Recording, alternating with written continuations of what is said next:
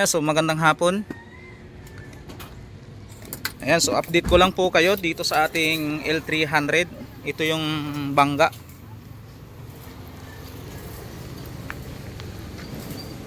Ayan, so unti-unti nang nagkakaroon ng mukha, yung dating walang mukha. Ayan, para doon sa may mga L300, shout out po sa inyo. Ayan, so ingat-ingat po lagi sa daan kung ayaw nyong magkaganito yung inyong sasakyan.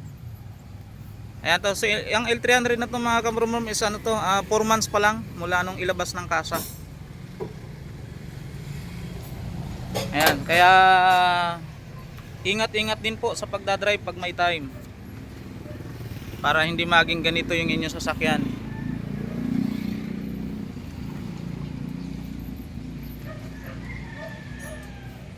Ayan, so please subscribe, like and share dito sa ating YouTube channel. So thank you.